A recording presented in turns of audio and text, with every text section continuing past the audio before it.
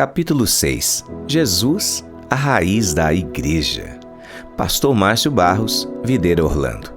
Segundo a graça de Deus que me foi dada, lancei o fundamento como prudente construtor e outro edifica sobre ele. Porém, cada um veja como edifica, porque ninguém pode lançar outro fundamento além do que já foi posto, o qual é Jesus Cristo. 1 Coríntios, capítulo 3, versículo 10 ao 11. A base ou a raiz da igreja verdadeira não pode ser mudada. É isso que o texto acima nos ensina. É comum observar as enxurradas de mudanças que estão acontecendo dentro das igrejas e com elas a raiz, que é Jesus Cristo, ser deixada em segundo plano, trazendo um completo distanciamento dos princípios da palavra de Deus e o enfraquecimento do povo que ali se reúne. Cresci em uma casa onde meu pai sempre demonstrou profundo zelo pela construção civil, principalmente quando o assunto era os seus alicerces. O ferro tinha que ser sempre de melhor qualidade e, se possível, com dimensões superiores ao especificado. O cimento, igualmente, tinha que ser sempre o melhor, ainda que fosse um pouco mais caro. A profundidade nas escavações das brocas e canaletas do alicerce sempre eram muito reforçadas. Como resultado deste zelo do meu pai, posso testificar que nunca vi casas que ele construiu virem abaixo. Se nós, ao falarmos de execução de construções terrenas, temos toda esta preocupação, o que pensar de como deve ser a construção da casa espiritual que é a igreja? A igreja também é uma construção que o próprio Senhor está realizando.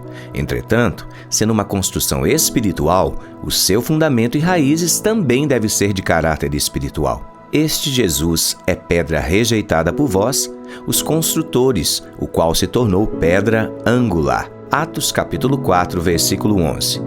E beberam da mesma fonte espiritual, porque bebiam de uma pedra espiritual que os seguia, e a pedra era Cristo. 1 Coríntios capítulo 10, versículo 4. Como está escrito: Eis que ponho em Sião uma pedra de tropeço e rocha de escândalo, e aquele que nele crê não será confundido. Romanos capítulo 9, versículo 33. Edificados sobre o fundamento dos apóstolos e profetas, sendo ele mesmo, Cristo Jesus, a pedra angular. Efésios capítulo 2, versículo 20. Os textos acima afirmam claramente que o fundamento e a raiz da igreja é uma pedra angular ou uma pedra de esquina que os edificadores rejeitaram, e que essa pedra espiritual é a pessoa do Senhor Jesus Cristo. Falando de forma prática e objetiva, a Bíblia é claríssima ao afirmar que o fundamento ou a base da igreja cristã é o próprio construtor dela, o Senhor Jesus Cristo. O próprio Jesus Cristo a chamou de igreja às 7 igrejas da Ásia Menor. Sabemos que, profeticamente, essas 7 igrejas apontam para períodos claros da história. Dentre esses períodos estão o de Tiatira, uma figura do catolicismo, o de Sardes, uma figura do protestantismo, e o de Laodiceia, uma figura neopentecostal.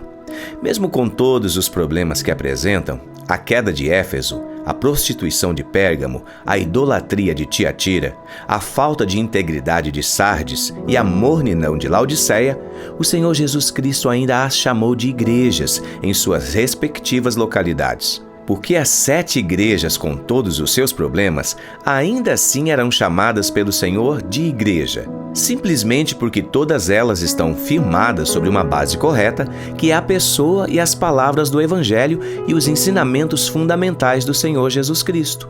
Por que o grupo dos saduceus e dos fariseus são chamados pela palavra de Deus de seitas?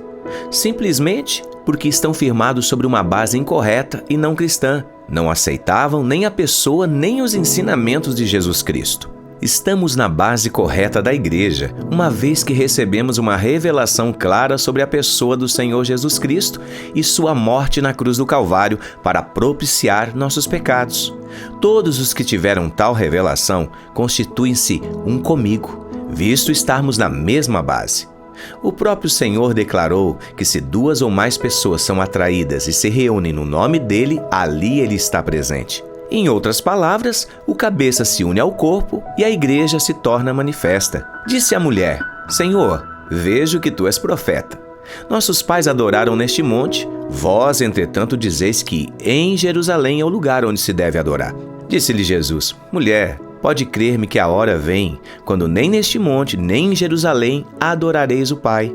Vós adorais o que não conheceis, nós adoramos o que conhecemos, porque a salvação vem dos judeus. Mas vem a hora, e já chegou, em que os verdadeiros adoradores adorarão o Pai em espírito e em verdade, porque são este que o Pai procura para seus adoradores. Deus é espírito, e importa que os seus adoradores o adorem em espírito e em verdade. João capítulo 4, versículo 19 ao 24. No texto acima, ao perceber que o Senhor era um profeta, a mulher samaritana pergunta a ele qual o local correto para a adoração. Jesus afirma que tanto os samaritanos quanto os judeus estavam errados ao associar a adoração a uma localidade específica, e acrescentou que a base correta para a adoração não era a localidade. A base correta é um espírito regenerado por meio da revelação da verdade, que é a pessoa de Jesus Cristo. 2 Timóteo, capítulo 2, versículo 19. Vamos ver o que a palavra diz. Todo aquele, pois, que ouve estas minhas palavras e as pratica, será comparado a um homem prudente que edificou a sua casa sobre a rocha. E caiu a chuva, transbordaram os rios, sopraram os ventos e deram com ímpeto contra aquela casa, que não caiu, porque fora edificada sobre a rocha. E todo aquele que ouve essas minhas palavras e não as pratica, será comparado a um homem insensato que edificou a sua casa sobre a areia. E caiu a chuva, transbordaram os rios, sopraram os ventos e deram com ímpeto contra aquela casa. E ela desabou, sendo grande a sua ruína. Mateus capítulo 7, versículo 24 ao 27. Há duas formas de construir a vida cristã. Do jeito que o diabo gosta, ou seja, empurre com a barriga, procrastine, vá esporadicamente aos cultos, não precisa dizimar ou ofertar, não se envolva com o serviço e por aí vai. Se agir desse modo, você estará construindo sua vida sobre areia. Um dia o vento sopra, a chuva bate, os rios transbordam e a vida desaba. É grande a ruína. É assim que as pessoas aí fora estão vivendo, longe da raiz, que é Cristo Jesus. Ou você pode construir a sua vida sobre a rocha, e se fizer isso, a chuva vem, o rio enche, as águas transbordam, mas você não cai. Para isso, Deus constituiu você, para que ensine as pessoas a não caírem e a terem uma vida bem solidificada e estruturada. Porque a chuva vem para mim assim como vem para você, e os rios transbordam para todos, mas só fica de pé quem cuidou de construir sua vida na segurança que procede de Cristo. Foi ele quem disse: todo aquele, pois, que ouve estas minhas palavras e as pratica, será comparado a um homem prudente que edificou a sua casa sobre a rocha. Mateus capítulo 7, versículo 24. Aqui está a chave espiritual para a vitória: ouvir e praticar a palavra de Deus. Repare uma coisa: ouvir é moleza. O problema é a prática. Quando você ouve e pratica a palavra de Deus, você tem um fundamento sólido. A Bíblia se torna o livro guia da sua vida e você sabe como usá-lo na prática cotidiana. A questão é, como começo a entender essas verdades? Paulo diz aos Romanos: a fé vem... Fé é algo que não se compra, ela não vem como herança dos seus pais ou mesmo dos seus líderes. Paulo ensina no restante do texto aos Romanos: é assim, a fé vem pela pregação e a pregação pela palavra de Cristo. Romanos capítulo 10, versículo 17. Somente a pregação da palavra nos traz fé, pois é a palavra de Cristo. Eu poderia recomendar a você alguns livros de autoajuda, eles são bonitos e importantes. Na verdade, há muitos gurus nessa terra, mas tais livros ou gurus não trazem fé, e sem fé é impossível agradar a Deus. Hebreus capítulo 11, versículo 6. A fé é a certeza e a convicção. A fé faz o caído se levantar, faz a pessoa diante de um resultado negativo de saúde que diz: é câncer, dizer, é mentira de Satanás, eu acredito no milagre. Isso é fé, é um dom, é Deus agindo na vida da pessoa. Então, a fé vem pela pregação. Sempre que eu ouço a palavra, a fé vem e eu me torno mais forte.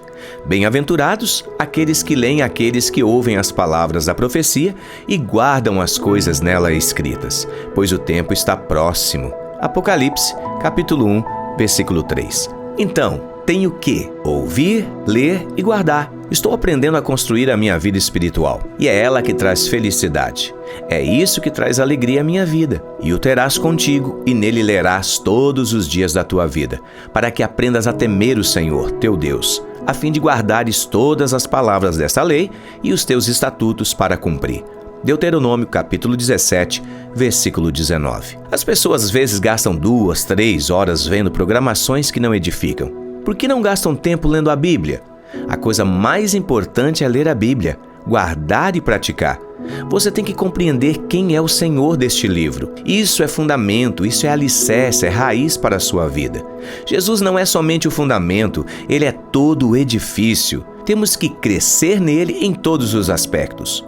Todos os ministérios são meros vasos por meio dos quais ele ministra a igreja. Quando Jesus deu início à construção da igreja, ele começou com os apóstolos e profetas. Esses ministérios são fundamentais para a verdadeira vida da igreja, pois são o fundamento do ministério de Jesus como apóstolo e como profeta. Edificados sobre o fundamento dos apóstolos e dos profetas, de que Jesus Cristo é a principal pedra de esquina. Efésios capítulo 2, versículo 20. Por isso, irmãos santos, participantes da vocação celestial, considerai a Jesus Cristo apóstolo e sumo sacerdote da nossa confissão. Hebreus capítulo 3, versículo 1.